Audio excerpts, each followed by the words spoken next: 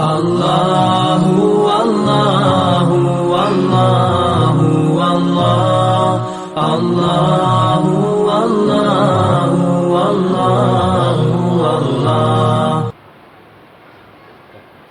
والصلاة والسلام على من لا نبي بعده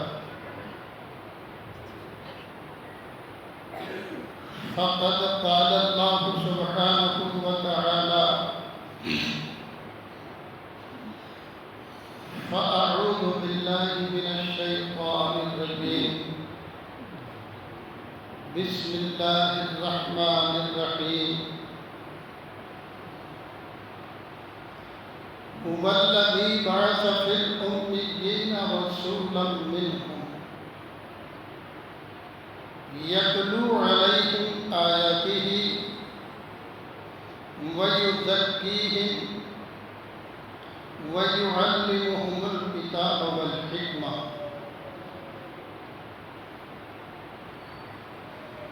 وقال النبي صلى الله تعالى عليه وسلم تركت فيكم أمرين لن تضلوا ما إن تمسكتم بهما کتاب اللہ والسنة او کما قال علیہ الصلاة والسلام صاحب العزت والاحترام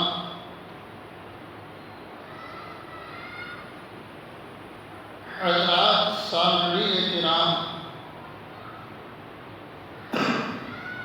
بزرگوں اور دوستوں،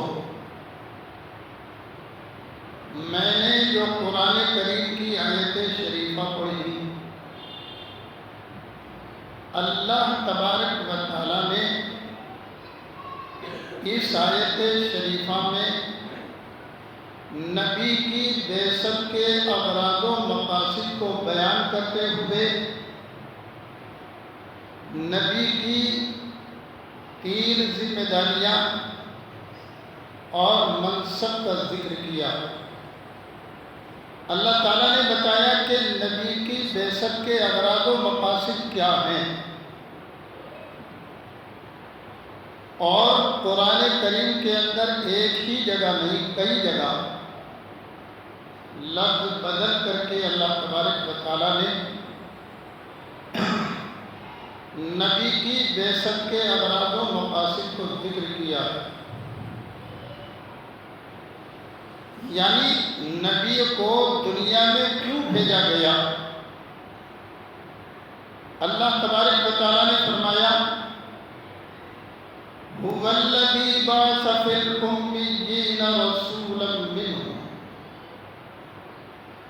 اللہ کی ذات وہ ذات ہے،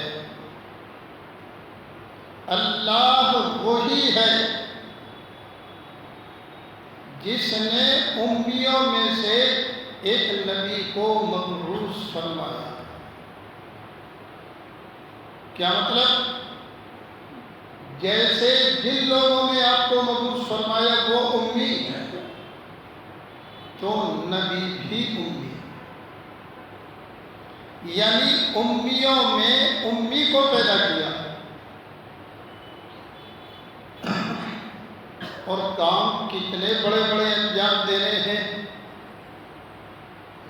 پتہ چلتا ہے کہ یہ تو اللہ تبارک و تعالیٰ کی حکمت بالغہ اور قدرت کاملہ کار فرما ہے، جن میں نبی کی بعثت کے اغراض و مقاصد میں پہلا کام یتلو علیہم آیاتی، حالانکہ نبی امی ہیں، لیکن امی نبی کا پہلا کام امیوں میں جو اہل عرب ہیں، جن کی فصاحت و بلاغت کا ڈنکا بج رہا تھا، اور بقول شخص سے اپنی فصاحت و بلاغت کے اعتبار سے جو وہ اشعار پڑھتے تو ادھار کھائے رہتے تھے، کہ فلاں پروگرام ہونا ہے، وہاں ایک کلام میں نے پڑھ دیا تو سارا قرض ادا ہو جائے گا۔ ان امیوں میں اللہ تبارک و تعالیٰ نے نبی امی کو مبعوث فرمایا۔ هو الذی بعث فی الامیین رسولا منہم۔ اب نبی نے ان میں آنے کے بعد 3 کام انجام دیے۔ نمبر 1 پر تلاوت آیات، یتلو علیہم آیاتہ۔ بہت سارے واقعات آپ کو ملیں گے کہ آپ کے پاس بعض لوگ آئے، کوئی بات آپ نے نہیں کی، کوئی تقریر آپ نے نہیں کی، صرف قرآن کریم کی تلاوت ان کے سامنے کی اور وہ سر نگوں ہو گئے، دم بخود ہو گئے، لاجواب ہو گئے، کوئی جواب ان کے پاس قرآن کریم کی آیات شریفہ کے مقابلے میں نہیں۔ تو پہلا کام میں نے یاد کیا، یہاں تک کہ ایک مرتبہ بہت سارے لوگ جمع ہوئے اور یہ سوچا کہ آج کچھ لوگوں کو نبی امی کی خدمت میں بھیج کر فیصلہ کن بات کر لی جائے۔ انہوں نے جا کر کے اپنی بات پیش کی۔ اچھا، آدمی کی طبیعت ہے، انہوں نے 3 باتیں پیش کی۔ خلاصے کے طور پر یوں سمجھیے، لالچ دے کر بات رکھنے کی کوشش کہ اگر اس قرآن کریم کو پیش کرنے سے خدا نخواستہ آپ کی غرض سب سے بڑا مال حاصل کرنا ہے، مکہ مکرمہ میں کیا بلاد عربیہ میں آپ سے بڑا کوئی صاحب مال نہ ہوگا، تو ہم اتنا مال جمع کر کے آپ کی خدمت میں پیش کر دیتے ہیں کہ سب سے بڑے رئیس، سب سے بڑے صاحب مال صرف آپ ہوں گے۔ اچھا، اگر خدا نخواستہ معاملہ کچھ اور ہے، آپ چاہتے ہیں کہ سب سے بڑے لیڈر آپ ہوں، سب سے بڑے سردار آپ ہوں، آپ کے مقابلے میں کوئی بادشاہ بھی حیثیت نہ رکھتا ہو، تو ہم اس کے لیے بھی تیار ہیں۔ بغیر کسی الیکشن کے، بغیر کسی ووٹنگ کے، بغیر کسی آپ کے مد مقابل آئے ہوئے، ہم سب سے بڑا سردار اور چودھری آپ کو ماننے کے لیے تیار ہیں۔ اور خدا نخواستہ اگر کسی حسینہ پر دل آ گیا ہے، بلاد عربیہ کی کوئی حسین و جمیل اور آپ کی نظر میں بس گئی ہے، تو ذرا آپ اشارہ تو دے دیں، ہم مکے کی ایک سے ایک حسینہ آپ کی خدمت میں پیش کر دیں، جس کی طرف آپ کا اشارہ ہو اس سے آپ کا نگاہ ہو جائے گا۔ تو لالچ دے کر جو کام آپ پیش کر رہے ہیں اس سے روکنے کی کوشش۔ سنیے، رسول پاک صلی اللہ علیہ وسلم نے ان سب لوگوں کی گفتگو سن کر قرآن کریم کی آیات شریفہ بھی تلاوت کی اور پھر یوں فرمایا، تم میرے اس ہاتھ میں سورج رکھ دو اور اس ہاتھ میں چاند رکھ دو۔ تو جی بولو، یہ کام کوئی کر سکتا ہے؟ نہیں کر سکتا۔ ایسی ناممکن بات آپ نے فرمائی کہ اگر تم یہ بھی کر سکتے ہو، اس کو کر کے پھر مجھ سے یوں کہو کہ میں اس کام کو چھوڑ دوں، لوگوں کے سامنے قرآن مقدس کو پیش کرنا چھوڑ دوں، کہ یہ ہرگز نہیں ہو سکتا۔ تو آپ اندازہ لگائیے کہ رسول پاک صلی اللہ علیہ وسلم کے بارے میں پہلا کام جو قرآن مقدس نے ذکر کیا تلاوت آیات۔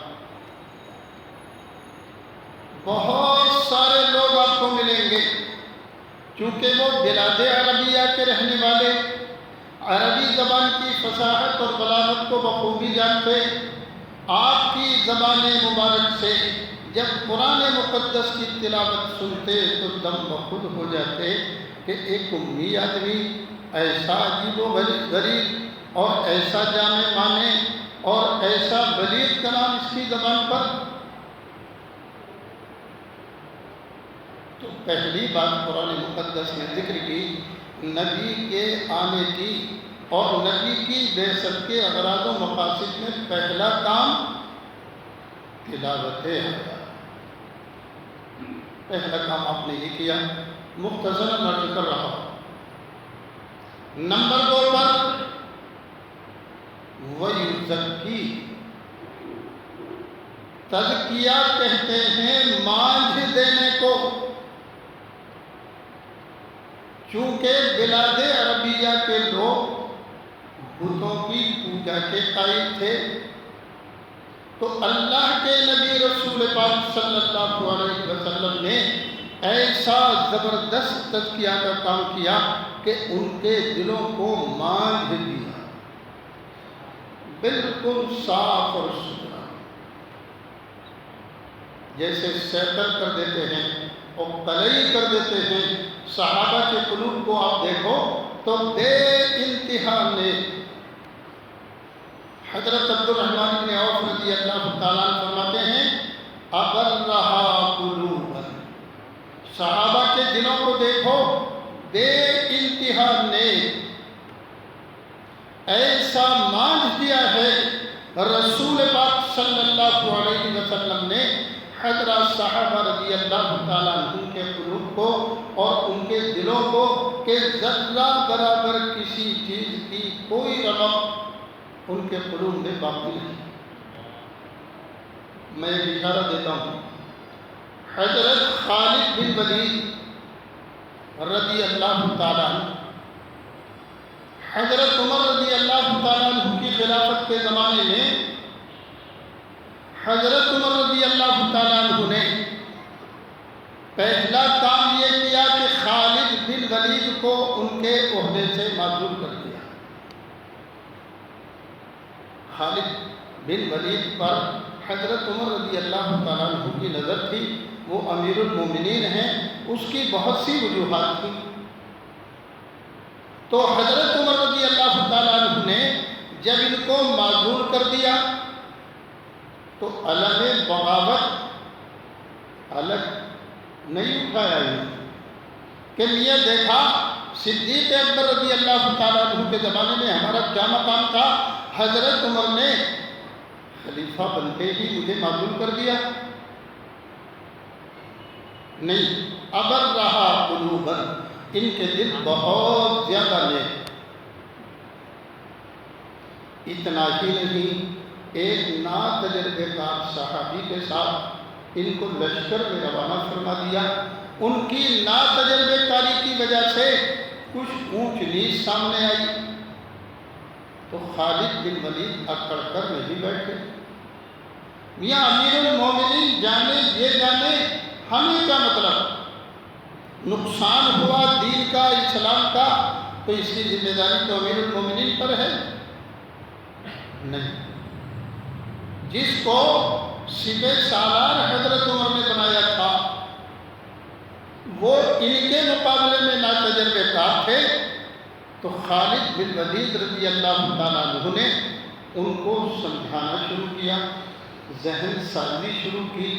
یہ نہیں کہ ذمہ دار تو یہ ہے، یہ جانے ان سے ہوا نقصان تو اس کی ذمہ داری ان کے سر پر نہیں۔ پوری کوشش کی، محنت کی، اور جن صحابی کو سپہ سالار حضرت عمر رضی اللہ تعالیٰ عنہ نے بنایا تھا ان کو بتا رہے ہیں، سمجھا رہے ہیں اور بار بار توجہ دلا رہے ہیں کہ دیکھو اب جو ہمارا سفر آگے کو ہو تو اس میں آپ کو ایسے کرنا، ایسے کرنا، ایسے کرنا، پوری رہنمائی کرنی شروع کی۔ اور پھر انہوں نے بھی اتنا اکرام کیا کہ جب کوئی معاملہ پیش آتا خالد بن ولید سے رجوع کرتے۔ یہ ان کے اخلاص کی بات ہے۔ اگر رہا قلوباً، ان کے دلوں کو دیکھو، بے انتہا میں کوئی غرض نہیں۔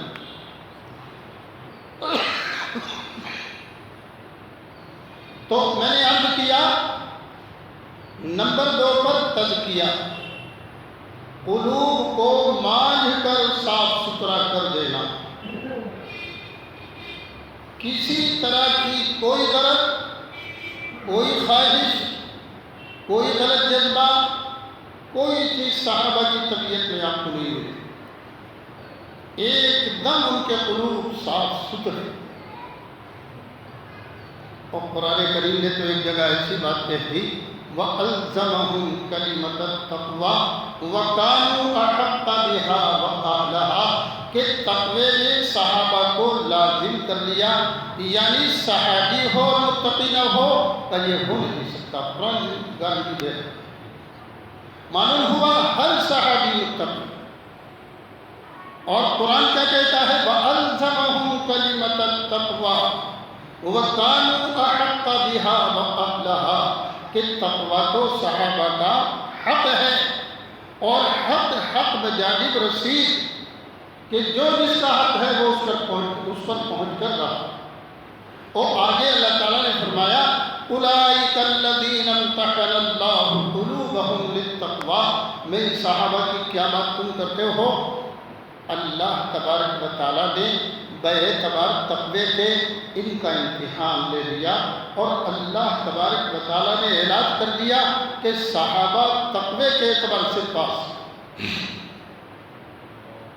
تو میں نے عرض کیا نمبر 2 پر اللہ تعالیٰ نے فرمایا وَيُزَكِّي، رسول پاک صلی اللہ علیہ وسلم کی بعثت کے اغراض و مقاصد میں نمبر 1 پر تلاوت آیات، اور نمبر 2 پر تزکیہ،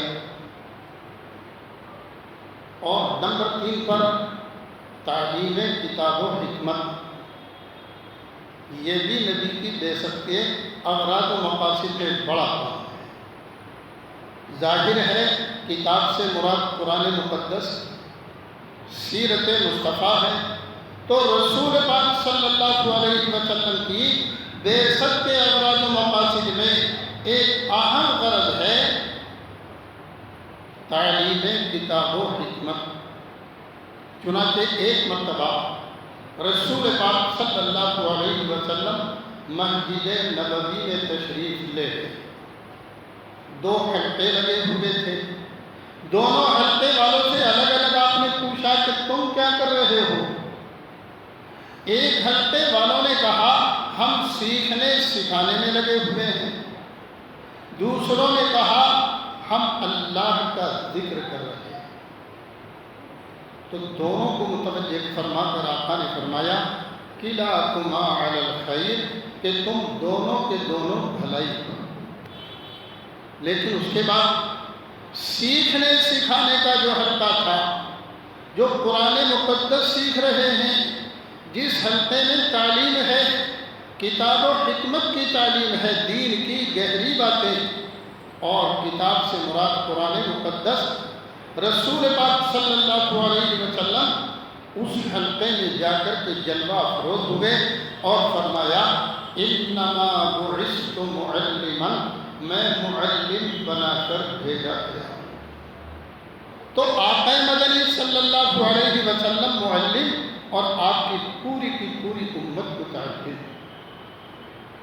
میں نے عرض کیا نبی کی بعثت کے اغراض و مقاصد میں تینوں کام ہیں۔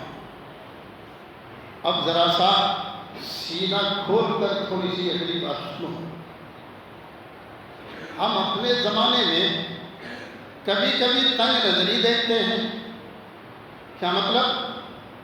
تلاوت آیات کے کام میں، دوسرے لفظوں میں کہیے کہ دعوت کے کام میں جو طبقہ لگا ہوا ہے وہ دوسروں کو گھٹیا سمجھتا ہے کہ میاں یہ کیا کام کر رہے ہیں، مدرسے میں بیٹھے تنخواہ لیتے ہیں، تکیے پر گدے لگائے بیٹھے ہیں، انہیں کیا پتہ محنت اور مجاہدے کا؟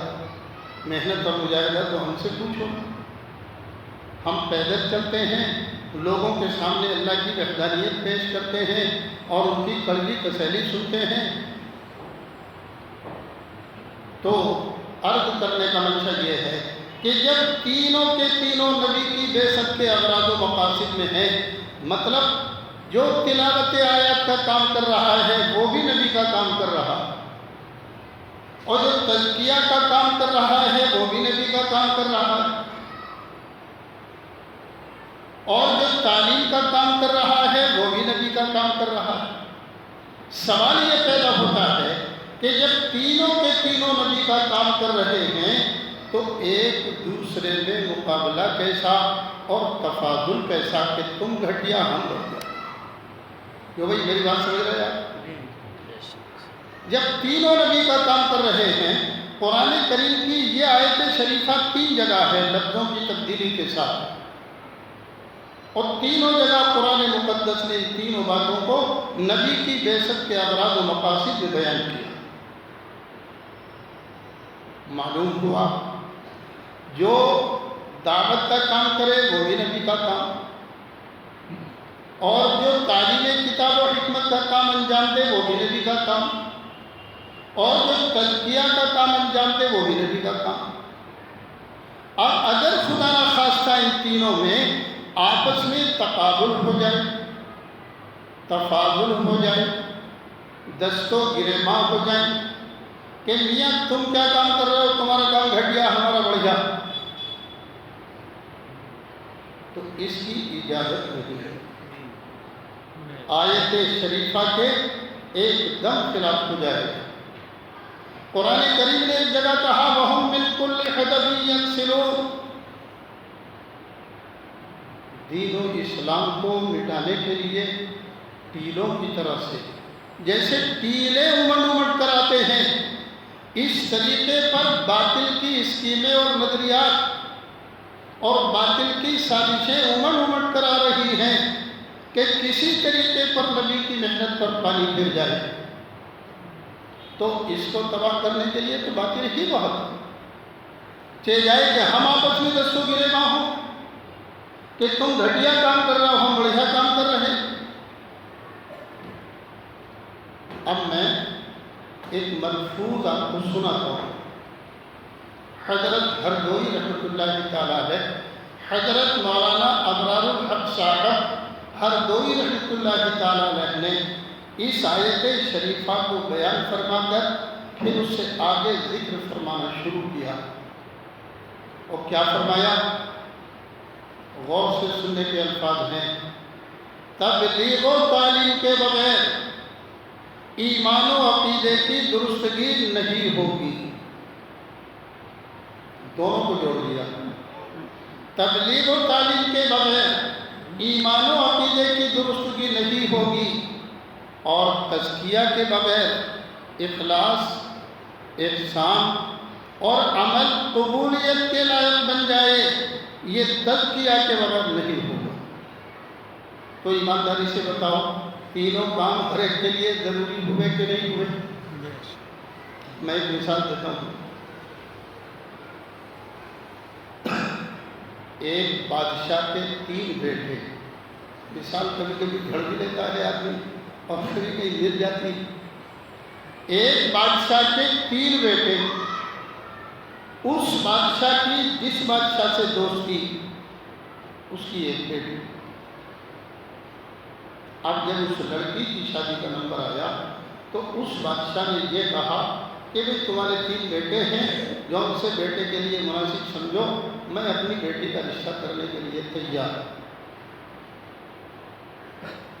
بادشاہ نے کہا بیٹوں سے مشورہ کر لوں پھر بتاتا ہوں۔ بیٹوں کے سامنے بادشاہ نے جب یہ بات رکھی تو تینوں کے تینوں کہتے ہیں میں زیادہ حقدار ہوں اس سے شادی کروں۔ اب جب تینوں کا دعویٰ ایک ہو گیا اور بیٹی ایک ہے تو کوئی بادشاہ فیصلہ کیا کرے؟ بادشاہ پریشان، بیٹی والے بادشاہ سے کہا کہ یار میں تو پریشان ہو گیا کہ کیا ہوا، کہ ہر بیٹا یہ کہتا ہے کہ اس سے تو شادی میں کروں گا، اور ہر ایک کے پاس اپنے اپنے دلائل ہیں۔ تو بادشاہ نے کہا کہ میں ایک گر تم کو بتاتا ہوں، وہ استعمال کرو۔ کہ ٹھیک ہے بتائیے۔ بادشاہ نے کہا کہ لڑکی اس وقت بیمار ہے،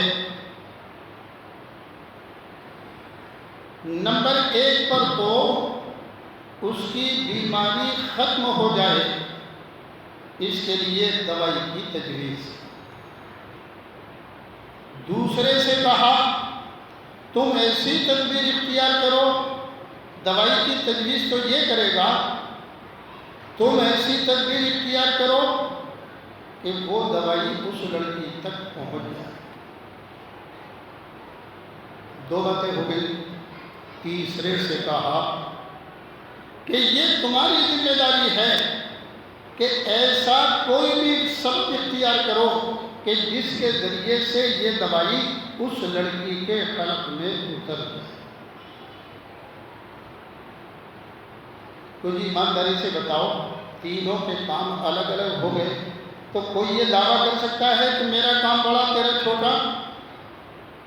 اسی طریقے پر تلاوت آیات، تعلیم کتاب و حکمت اور تزکیہ، تینوں کے تینوں نبی کے کام ہیں۔ تینوں کے اندر طریقہ کار میں تو آپ کو اختلاف مل سکتا ہے، لیکن یہ کہ کسی کو اونچا بتا دیں کسی کو نیچا بتا دیں، اس کی گنجائش نہیں۔ اب واقعہ یہ پیش آیا کہ تینوں کے دل میں جذبہ تھا کہ مجھے اس لڑکی سے نکاح کرنا ہے، تینوں کے تینوں چلے گئے۔ سب سے پہلا لڑکا آیا بادشاہ کے پاس کہ بادشاہ سلامت، میرا کام تو بن گیا ہے۔ اب وہ کیا؟ ایسی دوائی لے کر کے آیا ہوں کہ جیسے ہی لڑکی کے حلق سے اتر جائے ٹھیک ہو جائے۔ دوسرا آیا، بھئی تم کیا لے کر کے آئے ہو؟ کہ میں نے ایک ایسی سواری کا انتظام کیا ہے کہ میں اس پر بیٹھ کر دوائی کو لے کر، دوائی تو یہ لایا لیکن میں اس سواری پر بیٹھ کر دوائی کو لے کر لڑکی تک پہنچ جاؤں گا۔ آپ اڑن کھٹولا کہہ لیجیے یا جو بھی سواری کا نظم شروع کیا۔ اب تیسرا آیا، کبھی تم کیا کرو گے، تم کیا انتظام کر کے لائے ہو؟ تو تیسرے نے کہا کہ لڑکی کے پاس پہنچ کر کے دوائی کا پلانا یہ کام میں کر کے آیا کہ دوائی میں پلا دوں۔ تو یہاں یہ سوال پیدا ہوتا ہے کہ تینوں کے کام الگ الگ ہیں۔ اگر ہر ایک یہ دعویٰ کرے کہ میرا کام بڑا تیرا چھوٹا تو کیوں نہیں گنجائش ہے اس کی؟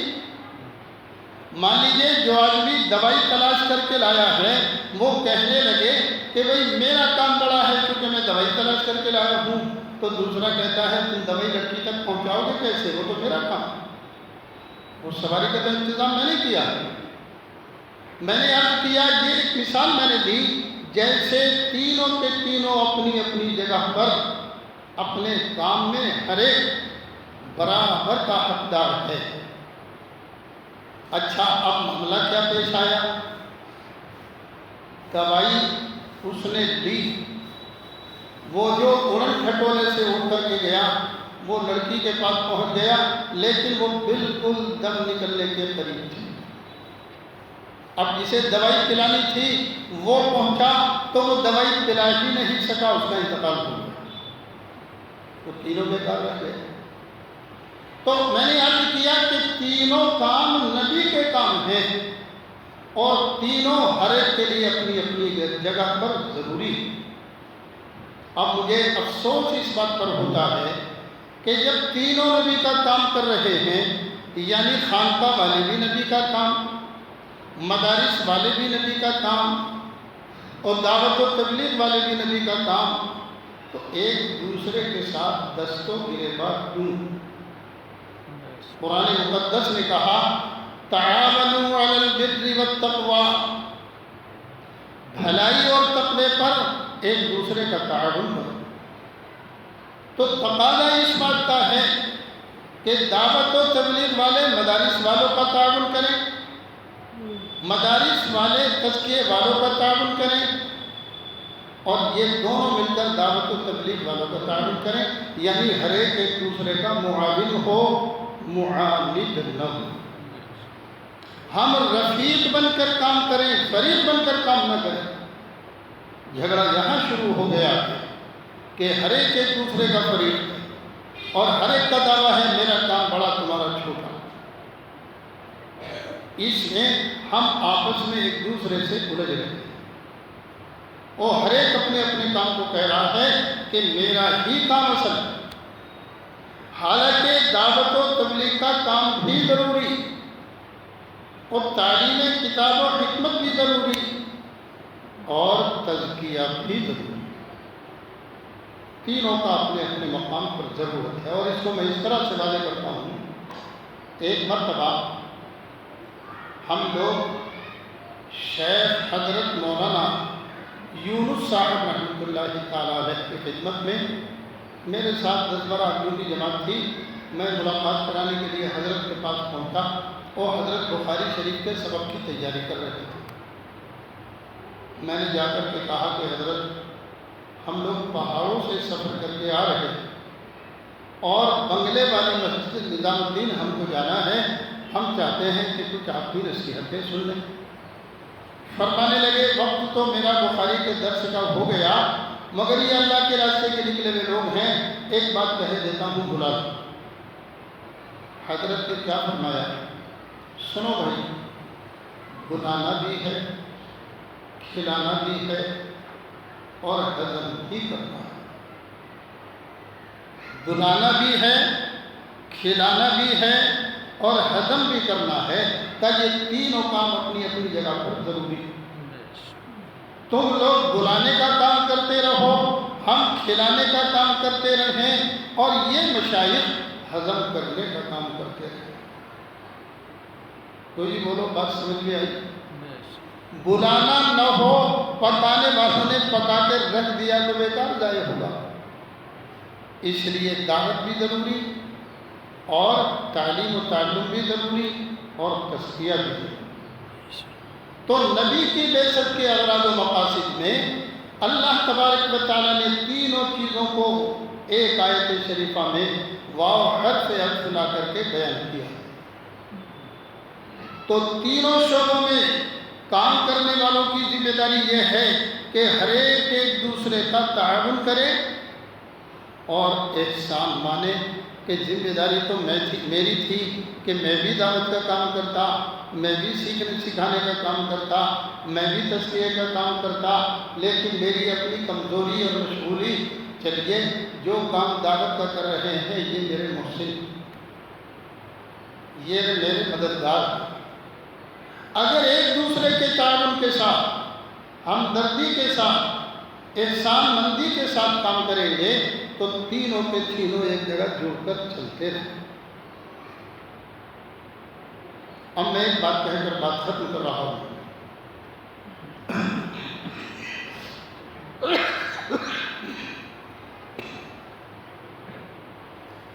رسول پاک صلی اللہ علیہ وسلم کی تشریف لے جانے کے بعد سے آج تک اگر کوئی یوں کہے کہ دعوت کا کام بند ہو گیا تھا، یا کوئی یوں کہے کہ اللہ تبارک و تعالیٰ نے حضرت مولانا الیاس صاحب رحمۃ اللہ علیہ کو ایک کھوئی ہوئی دولت عطا کی ہے، تو اس جملے کے کہنے والے کی تاریخ پر نظر نہیں۔ حضرت مولانا علی میاں ندوی رحمۃ اللہ تعالیٰ علیہ نے تاریخ دعوت و عزیمت کے نام پر ایک کتاب لکھی، بڑی اونچی سطح کے عالم، بلاد عربیہ کو ان کو چیئرمین بنایا گیا، اور اتنا ہی نہیں، بیت اللہ کی چابیاں ان کے پاس بھی تھیں۔ اس سے آپ ان کا اندازہ لگائیے کہ اہل عرب ان کی قیمت کتنی لگاتے ہیں۔ حضرت فرماتے ہیں ہر دور کے اندر دعوت و تبلیغ کا کام ہوتا. یہ الگ بات ہے کہ اس زمانے کے علماء اور مشائخ نے دعوت کے کام کو اس زمانے کے اعتبار سے جس طریقے کے مطابق کرنا مناسب سمجھا یہ تجویز انہوں نے کی. لیکن آپ کے زمانے سے اب تک ہر زمانے کے اندر دعوت کا کام ہوتا. مثلا امام بخاری رحمۃ اللہ تعالی علیہ نے 1080 استادوں سے علم حدیث حاصل کیا اور تقریباً 6 لاکھ حدیثیں یاد کی. ان 6 لاکھ حدیث مبارکہ میں سے بخاری شریف کے معیار کے مطابق 1 لاکھ حدیثوں کو چھان بین کر الگ کیا کہ اب مجھے بخاری شریف لکھنی ہے تو 1 لاکھ حدیثیں 6 میں سے الگ کر لی. اس کے بعد اب ذرا ان کے حوصلہ مندی کی بات دیکھیے. کئی جگہ پر رہ کر قیام کیا، بخاری شریف کے لکھنے کا انتظام کیا، لیکن اخیر میں مکہ مکرمہ پہنچ گئے. بسا اوقات غسل کرتے، طواف کرتے، 2 رکعت تحیۃ الطواف پڑھتے اور پھر اس کے بعد اللہ تعالیٰ سے دعا کرتے اور دعا کے بعد جس حدیث پر ان کی نظر جم جاتی اس کو بخاری شریف میں لکھ لیتے. تقریباً 60,000 احادیث پر مشتمل بخاری شریف کو لکھا. تو جب ہر حدیث میں 2 رکعت پڑھی تو 14,000 تو نمازیں ہی ہو گئی. اور پھر بیت اللہ کا قیام اور طواف. پھر اس کے بعد فرماتے ہیں بخاری شریف کو جعلتہ بینی و بین اللہ حجۃ، کہ میں نے بخاری شریف کو اپنے اور اپنے اللہ کے درمیان حجت قرار دیا. علماء تب فرماتے ہیں 23 سال کی مدت تک امام بخاری رحمۃ اللہ تعالی علیہ بخاری شریف کا درس دیتے رہے اور 90,000 شاگردوں کو بخاری شریف کا درس دیا. کیوں جی امام بخاری کی یہ دعوت ہے کہ نہیں؟ اگر اتنا بڑا کام امام بخاری رحمۃ اللہ علیہ انجام نہ دیتے تو احادیث اتھل پتھل ہو جاتے. اسی طریقے پر شیخ عبد القادر جیلانی، امام احمد بن حنبل، امام ابو حنیفہ، آپ جب مطالعہ کریں گے تاریخ دعوت و غنیمت کا تو حضرت مولانا علی میاں ندوی رحمۃ اللہ علیہ نے ہر دور کے بارے میں ان علماء کو نقل کیا ہے کہ جن کی نقل و حرکت کے نتیجے میں ہر زمانے میں دعوت کا کام انجام پاتا. اور اگر یہ نہ ہوتا تو شاید دین اور اسلام باقی نہ رہتا. اب ہمارا زمانہ آیا، حق تعالی شانہ نے ہمارے دور میں حضرت مولانا محمد الیاس صاحب نقل اللہ مرقدہ پر ایک راہ کھولی. تقریباً 95 سال پہلے انہوں نے دعوت کا کام شروع کیا اور اس دعوت کے کام کو جو طریقہ انہوں نے شروع کیا علماء فرماتے ہیں کہ یہ طریقہ بھی درست ہے. لیکن کوئی یہ کہنے لگے کہ اسی طریقہ دعوت میں دعوت کا کام منحصر ہے، یہ تنگ نظری، تنگ دلی اور کم علمی ہوگی. میں نے عرض کیا وہ طریقہ کار بھی دعوت کا کام ہے، مگر ہمارے امام صاحب قرآن کی آیت پڑھ کر یا حدیث مبارکہ پڑھ کر 15 منٹ نمازیوں کو روشنی ڈالتے ہیں جمعہ سے پہلے، یاد رکھیے یہ بھی دعوت ہے.